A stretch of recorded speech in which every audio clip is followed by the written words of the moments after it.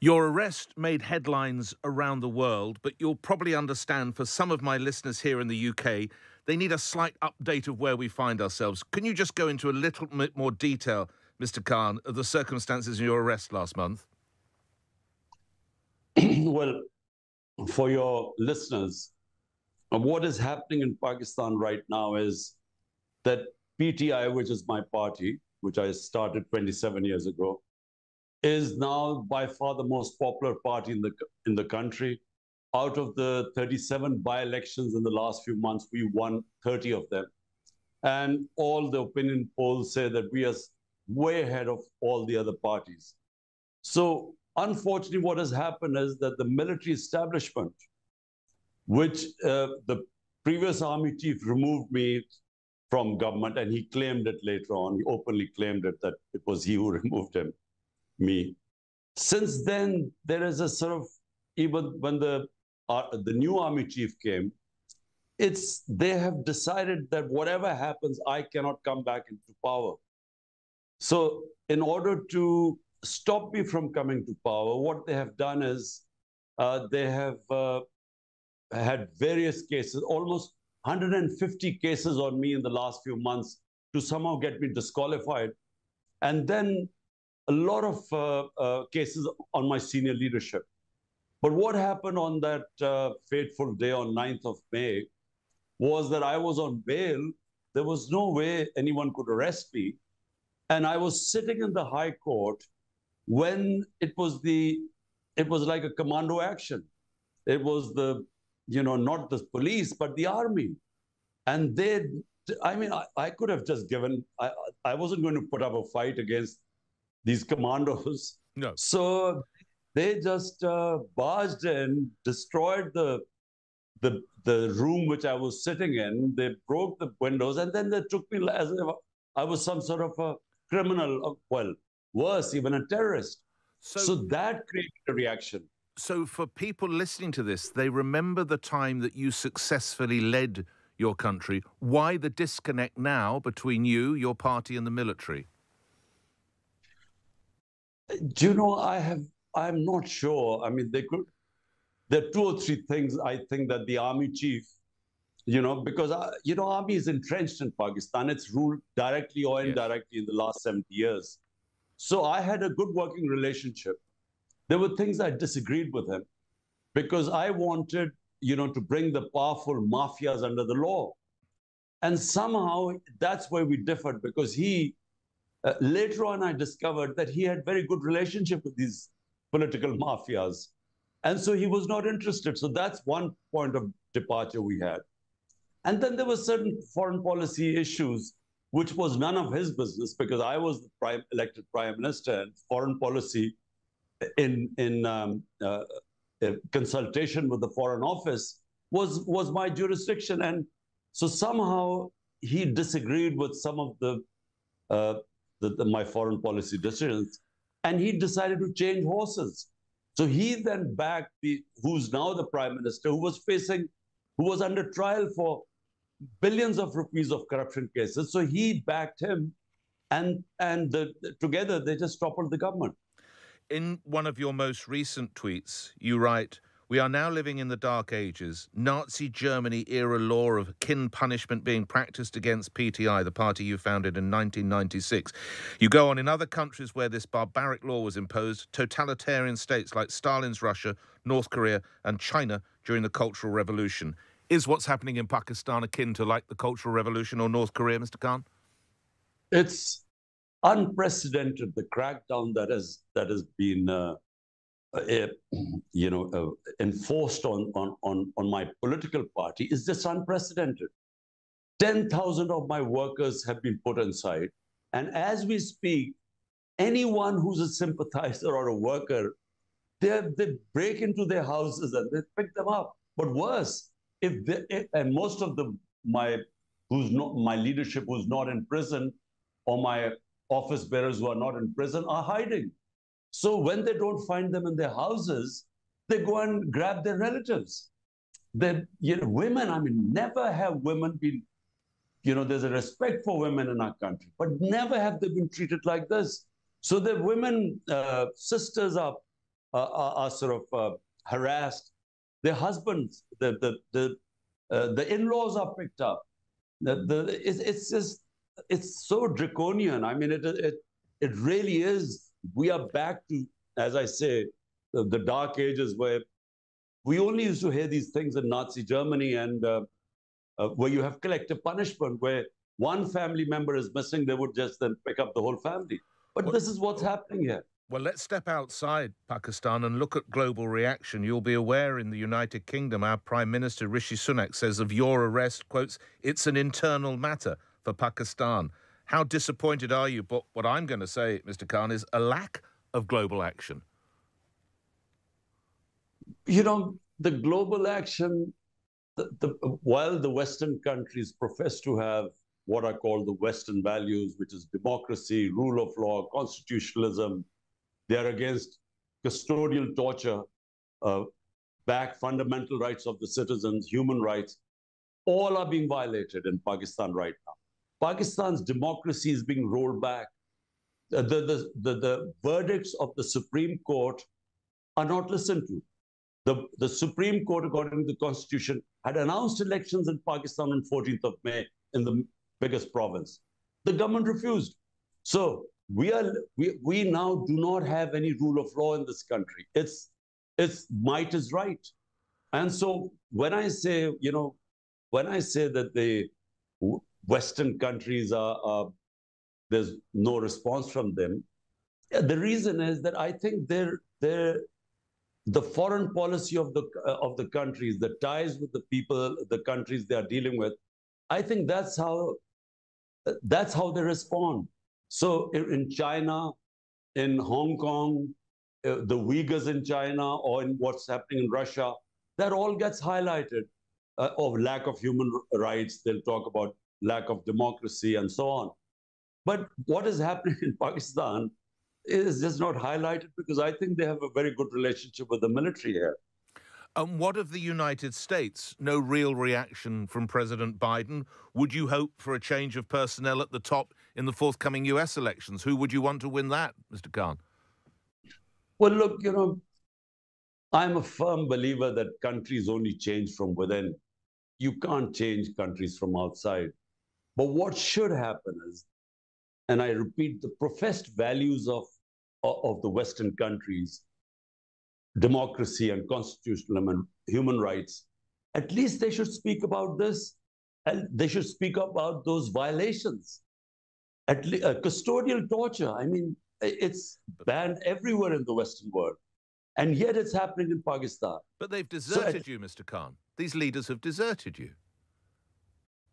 You're talking about my leaders or the Western leaders? No, other Western leaders. I'm sorry, Mr. Khan. These Western leaders, well, they're very happy to meet with you when you're in power. You're in need now. Your colleagues are being arrested. It does sound akin to Nazi Germany.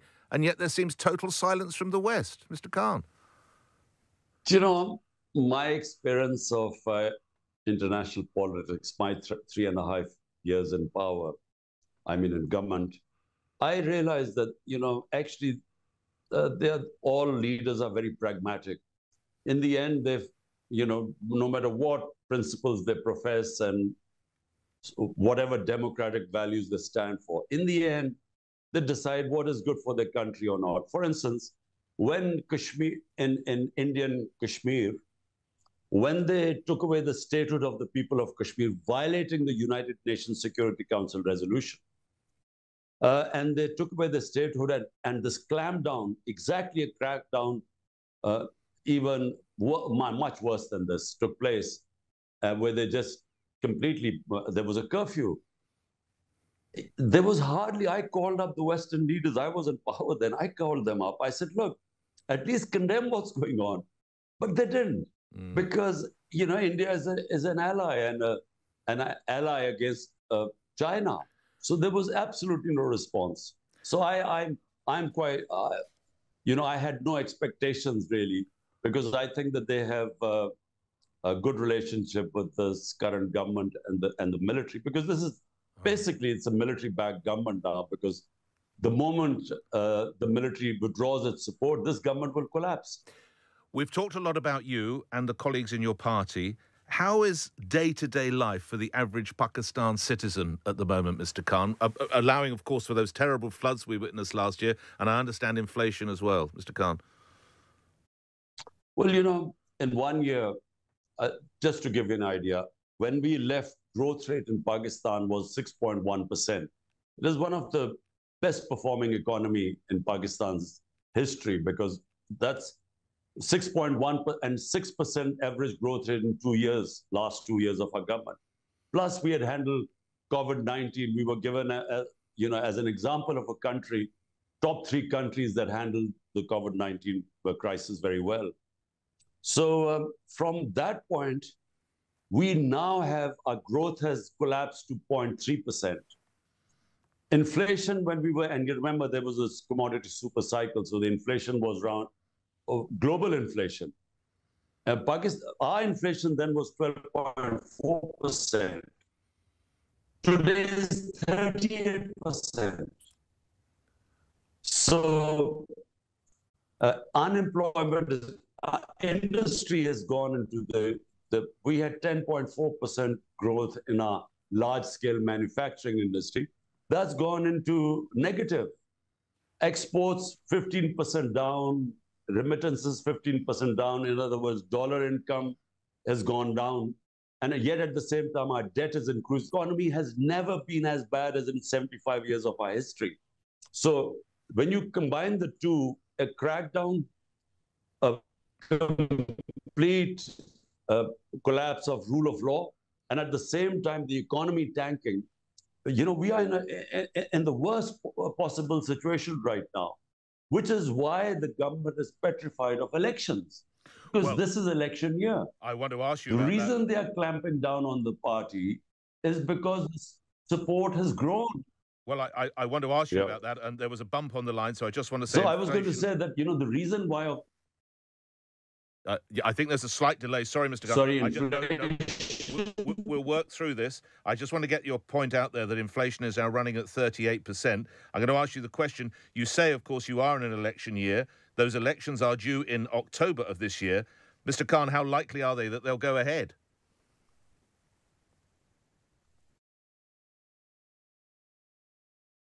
In October, if they think that my party is crushed, PTI, the party is crushed, is not enfeebled, is not able to contest elections, and I'm in jail because, as I said, there are 150 cases. Sooner or later, they will shove me in jail.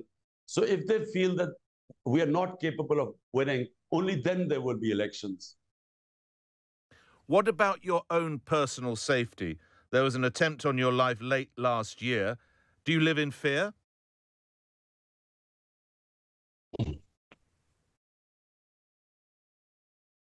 I think we've lost the connection. Well, I mean, I'm conditioned, really. There have been about 3...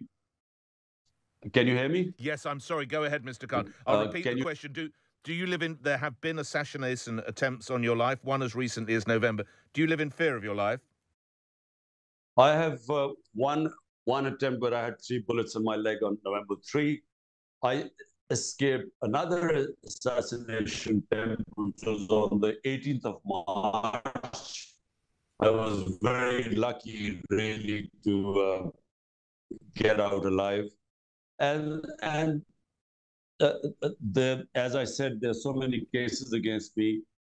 They've tried to come to arrest me illegally.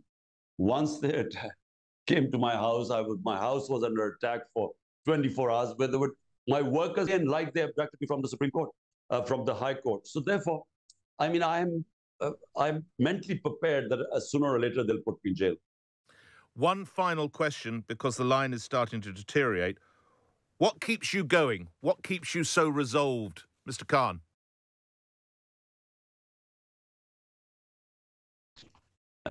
Just to add that, the reason why I think they will jail me is now because in the regular courts, none of the cases against me stand, so I get bail. So now they've brought in military courts, and they will try me in the military courts, and that's how it keeps me going is that, there's a huge expectation from the I have right now. So, I mean, apart from anything else, there's no way I'm going to let all these people down. Because right now, all my leadership is in jail or hiding. All workers are hiding. I'm the only one out right now. And I'm not allowed. If you can hear me, it's been a privilege speaking with you, Mr. Khan. I fear we've lost the line, but thank you if you can hear me. Thank you very much. I think he's gone. Oh, he's coming back. Sorry. Mr. Khan, can Sorry, did you hear me? Okay, let's try that last question one last time. Sorry, just to make sure, sir. Can you hear me, Mr. Khan? Yes. Okay. Yes. So the final question, yes, here we go. I know you're busy. Here we go. 3, 2, 1. What keeps you going, Imran Khan? What is your personal determination or resolution to fight against everything that appears to be being thrown at you?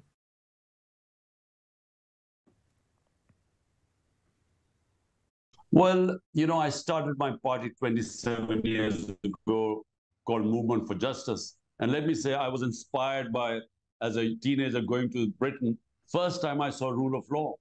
So I always wanted, my assessment is that countries are poor only because they don't have rule of law. And the countries that have rule of law have very high standard of living because they attract investment and so on, a level playing field. So that was my struggle 27 years ago. And right now, I'm on that brink now where the public for the first time understands exactly what I mean by rule of law. Because if you've never had rule of law, you don't understand that actually freedom and democracy and prosperity understand, and the public is standing with me. And so therefore, I will go right to the end. Whether it is a risk to my life or whether I go to prison, there's no way I will, now abandon this mission. Because I never needed politics. I came in because I felt that I was privileged. I had a big name. I had love and respect in this country, and I should do my duty to the country. So it's the journey I started, mission I started 27 years back. All right. I think the line's gone again. I'm very grateful. Mr. Khan, if you can hear me again, thank you very much. You look after yourself. Take care. Thank you. Thank you. Thanks, Mr. Thank Khan. you. Thank you. Thank you, sir. Thank you, Mr.